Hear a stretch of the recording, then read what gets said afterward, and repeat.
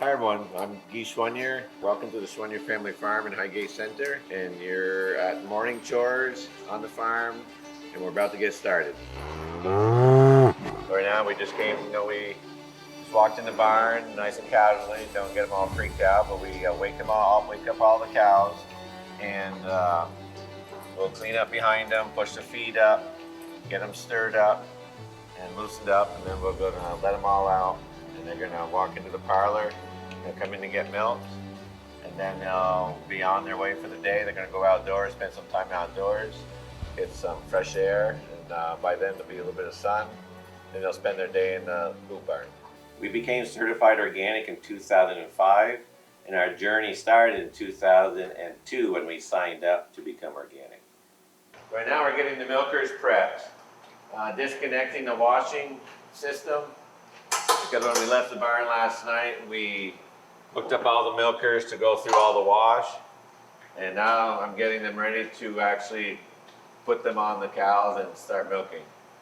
Yeah, when we're dealing with milk, there's a lot of washing involved afterwards, just because it's the nature of the beast. There's a lot of rules that we need to follow, and low bacteria counts is one of them. So washing is very important after we get done milking. So when the cows are walking through the parlor, they think they're walking right through and just going back outdoors. So in order to stop them long enough so we can milk them, we drop this chop gate, and that's what stops them and allows them to all line up so that we can milk. And then when we're done, you'll see the chop gate just go up, and then they'll know to exit.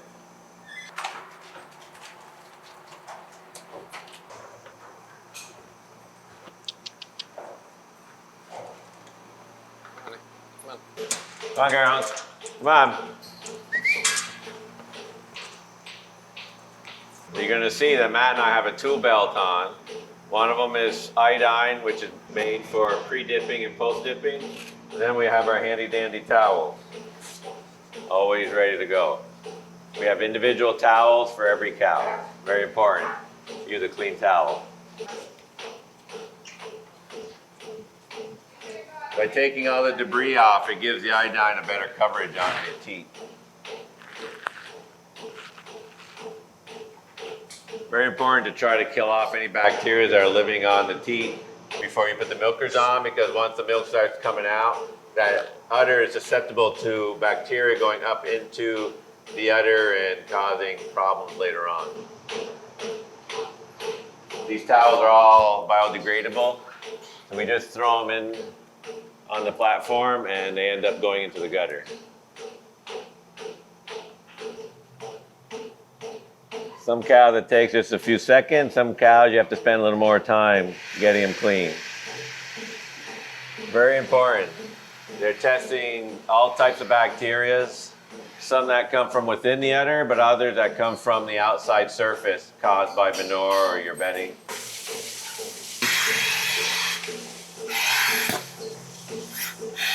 We started looking at farming organically initially for financial reasons. We were looking for a stable milk price, which we weren't seeing in the conventional world. And my parents were looking at retiring, so there was a lot of reasons to start looking at milking cows organically. Price being first, but very quickly as we moved forward, we found that the people were very receiving and very pleasant, and it was a group of farmers that we enjoyed being with. And we quickly saw the cow health starting to change. That didn't happen immediately, but we were hearing the stories about herd health, soil health, and we were excited to get our journey started on that route. Now you can see there's no milk coming out of the cow anymore, so she's done. It's important not to let her milk for too long. So we just shut the vacuum off, swap it over to the next one.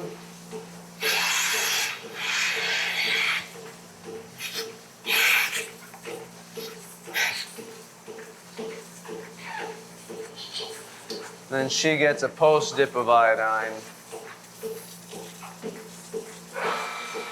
It all starts in the soil. Focus on soil health. Build soil, build micro populations, attract diversity, and that's where it all starts. And if you do a good job with your soil, it doesn't matter what you're growing. It could be grass, it could be corn, it could be soybean, it could be whatever you want, but it all falls into place because you need healthy root systems, and healthy root systems depend on healthy soils.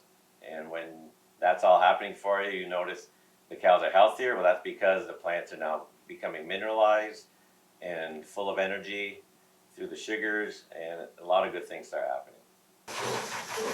Yeah, I just want to say that when we're prepping the udder, we're really simulating what her calf would normally do. When her calf wants her to drop her milk, the calf nudges her udder like this. So just anyone touching your udder helps her realize that someone's looking for the milk, and she can actually control if she lets her milk down or not. So when we wash them, it's actually, we try to make sure it's a comforting experience so that she better lets her milk down, and she has a better clean out, which is healthier for the udder. So prepping and getting the cow started is really important. So you'll see me sometimes just going around the udder, just nice and softly, like this, even though she's clean and everything, but it feels good to her, and she will naturally let her milk down. And then when I put the milking machine on her, it'll just flow out so much better. 274. Oh, it came from her. So the milk industry is very strict on bacteria counts, no matter if you're conventional or organic.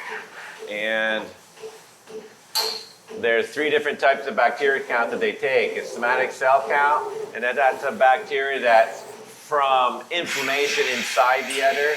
There's PI, which is how clean your equipment is. And there's lab pasteurized count, which is how clean your cows are. So they have a great picture of what type of operation you have just by testing the milk. So this cow here has a high somatic cell count. So we're not going to put her in the milk tank mixed with the other milk.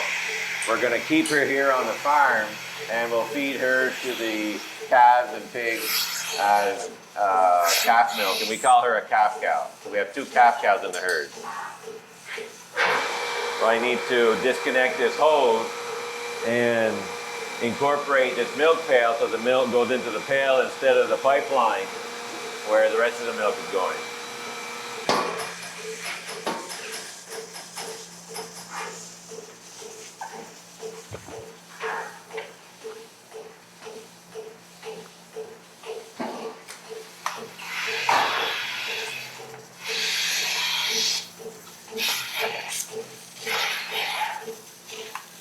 And the only way you can tell if you have a high bacteria count, is by sending the milk to a lab.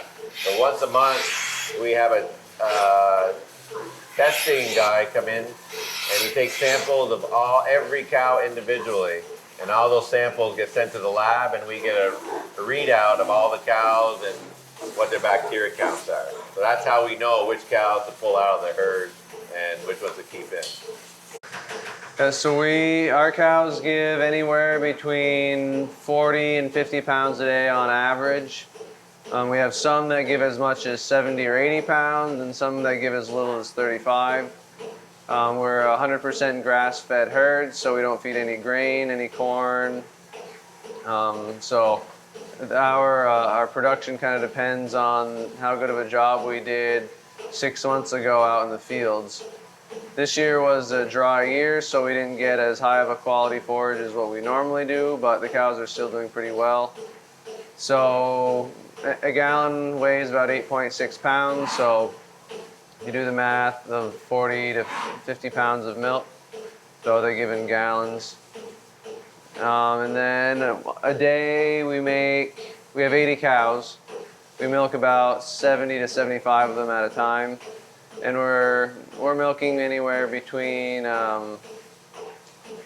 per day, almost 2,000 a day. Just doing the math in my head.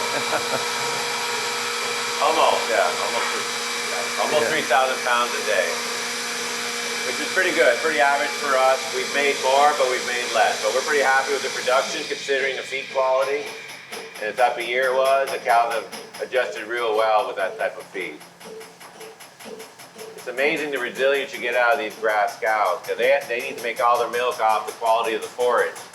And believe me, that is like a roller coaster. Even as you go through a field, you can get one type of quality at one end of the field and it could drop to nothing at the other end of the field. But a cow somehow can manage that and turn that into milk without the help of grain. Grain's always been a balancing act for us when we used to feed grain. But now that we don't feed grain, the cow needs to do the balancing herself. And the cow is just an amazing animal at adjusting to the type of feed that she's eating. Herd health for us improved gradually, but I knew because of my mentors that it would continue improving. But I think what was happening, because we focused so much on root health, soil health and root health, that it was pulling more minerals, reaching down deeper and grabbing more minerals into the plant. So when the cows ate their forage, they're actually getting a higher dose of minerals in their feed. And minerals is really what supports a strong immune system. Now you can get energy and you get protein out of feed, but what we added to the organic system was mineralized feed. And those three together can keep your herd really healthy. And one of the biggest things that we saw was a lower vet bill as just an indicator. Like it used to be like 6,000 or so a year. Easy. And the vet would be here occasionally with just different injury or diseases, really, like metabolic diseases. Cows were having calving difficulties. And now the vet is here once a month for just a regular herd checkup, calf dehornings and preg checks. But other than that, if we call them for an emergency once a year, that's probably the most. But very rarely do our cows get sick enough where we actually have to call the vet. The cows have been really good at healing themselves. If they do go off feed or they do kind of go downhill a little bit, it's always a quick recovery. And feed is a big part to their health, but also through organic requirements, we're forced to send them outdoors every day. And it's amazing what fresh air will do to an animal. And relieving her out on the grass and on these bedded packs, just removing stress off the animal has boosted her immune system as well. So it's a combination: feed quality and stress removal are probably the two biggest components of our herd health improvements here on the farm. And that's exactly what our fellow farmers were telling us when we started going to the organic meetings. So the cows do tend to look a little dirty right now, and we're not crazy happy about it, but it's been a really cold month, and the only thing we can figure that when they go out to the loafing barn, they're allowed to do what they want, lay down where they want. And I'm thinking that because it was so cold, they spent most of their time laying down, because the pack is about 90 degrees and it feels really good when they lay down on it. So by laying down more, they just seem to get dirtier as they lay down, which is a good thing. They're laying down, they're making milk. But instead of getting up to poop, they'll just poop laying down. And it tends to get the back of their legs dirty just because of the positioning they have. And that's what we're contributing that to.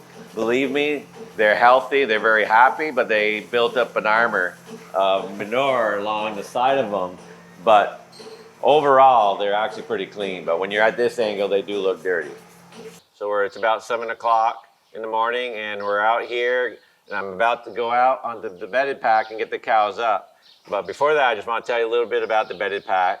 These are, first of all, this building is we call it a loafing barn, but technically it's a covered barnyard. And what it does, it gives the cows a place to come in the winter time and simulate what they normally do in the summer. Because in the summer, they would normally go out to grass, graze, and spend their day out there.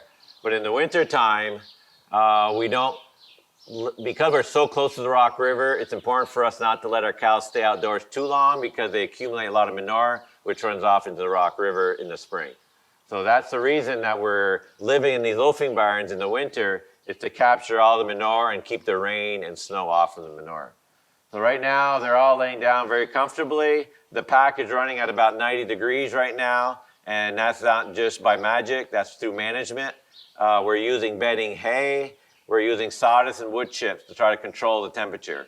Because lower than that, it's not comforting to the cow and she doesn't get the heat and security from the cold weather.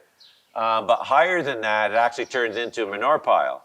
And it releases a lot of fumes, and when I run on it with the tractor, it sinks more and it's just not pretty. So I'm trying to run an environment that's between animal housing and a manure pile. And 90 degrees seems to be the level that works the best for the cows. So right now I'm gonna be going out there, I'm gonna get them up, move them out. So this is what it looks like when we get started. But when I get done, I'm gonna put a fresh layer of bedding on top of the manure that they mineralized the pack with last night. So this is called a deep bedded pack. So we're gonna manage this pack all winter. It starts at ground level with a layer of wood chips about 12 inches thick. And why the wood chips work good? Because it's like a filter that allows air, because as the heat rises, it's sucking fresh, cool air through the bottom. And that's what keeps the pack aerobic, keeps the right type of bacteria growing in the pack. And that's why it creates so much heat. And so as we accumulate manure on top of that, it's breathing and maintaining that aerobic status. And by spring, it's usually about 5 feet thick. And then it's May, around May 1st, May 15th, let's send the cows out to pasture and we let the pack cook for about a month. And amazingly, the temperatures will rise right up to 160 degrees. And that actually will allow the pack to process and secure a lot of the minerals that are in there. And also it'll shrink. So by cooking, it shrinks and allows us to not have to haul out quite so much dry matter out of the barn. So what we do, we come in with an excavator and 2 dump trucks and 2 manure spreaders. And the excavator is just busy filling us up. The dump trucks are bringing it to the farther parts of the farm and making a pile for us to spread later on in the year. And the 2 manure spreaders are going out directly into the pasture, spreading out direct. So it works good. The biggest thing, we're trying to keep that excavator working because he's the highest cost of the whole clean out process. And it usually takes us 1 day per barn, about 8 hours per barn. And total with all our barns, we're pulling out about 1,600 ton of material, which covered over our 450 acres comes out to about 2 to 3 tons to the acre, which is perfect. Just enough to feed the soil, but not enough to really contaminate it. Yeah, so on this farm, we're producing our own feed, our own bedding, and we pasture all our cows. So what that amounts to with the number of cows that we have in the acres is about 7 acres per animal. And I'm sure you can knock that down a little bit, but because we're organic, it's nice to have a little buffer because you can't rely on the weather. If we have great weather, that's more than enough, 7 acres per animal. But if we have a bad year, dry year, really wet year, it's nice to have the extra acres to fall back on, to protect some of your, to not sacrifice some of your land. So we're finding 7 acres is like an insurance policy that's worth paying for. When we have a good year, we're banking the feed. We have like 300 to 400 bales of carryover. But believe it or not, the past 2 and 3 years, we've had really hard summers being so dry. And I'm at the point where I will have absolutely no carryover, which makes me nervous because we have another poor year, I might be short on feed. So having that little reserve pile is really important because if I have to go buy that feed, that's really going to cut into the profits. Feed is very expensive, trucking is very expensive, and organic feed isn't normally grown in our nearby circle. So being able to, for us, I used to buy feed, but when there was land available just a mile up the road, it was already organic, fencing system was already set up with all the water system. We grabbed that land, even though it was competing with some big farmers, it was worth us to pay a little more because we knew that rising feed costs and bedding costs were going to compete with that mortgage payment. So we figured let's own our own land, be able to control what we do, and we felt that was a better way to manage our money. Round bales, I think, are the best way to harvest feed, but it's also the most expensive.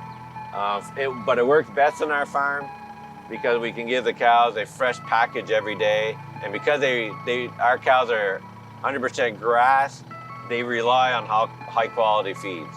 And the round bales give us the best quality because we've tried upright silos, we've tried bunks, but the round bales give us the best.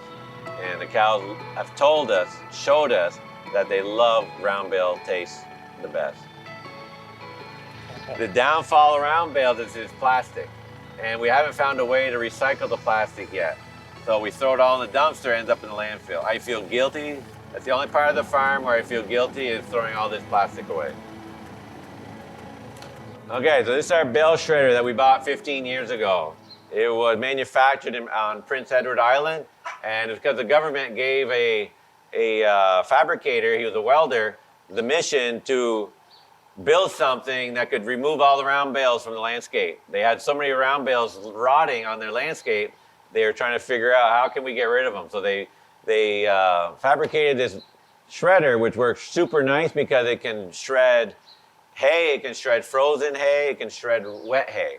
And it takes very little power and it throws all the bedding straight down. Some of the other shredders tend to throw sideways, and I didn't want either stones or pieces of wood to go through my fabric on the hoop barn.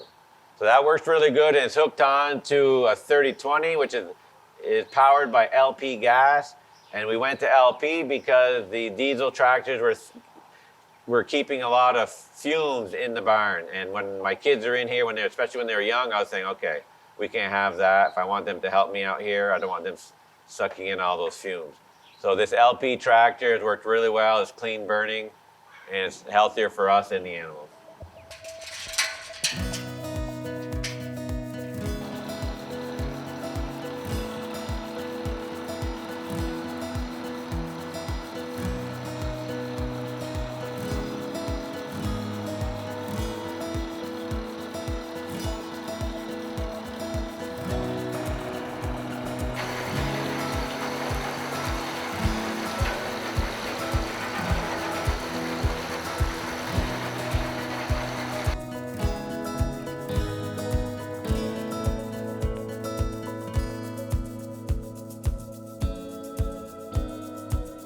When people see that we're certified organic, means that we've passed quite a few different inspections, and they can feel good that they're getting exactly what they think they're getting.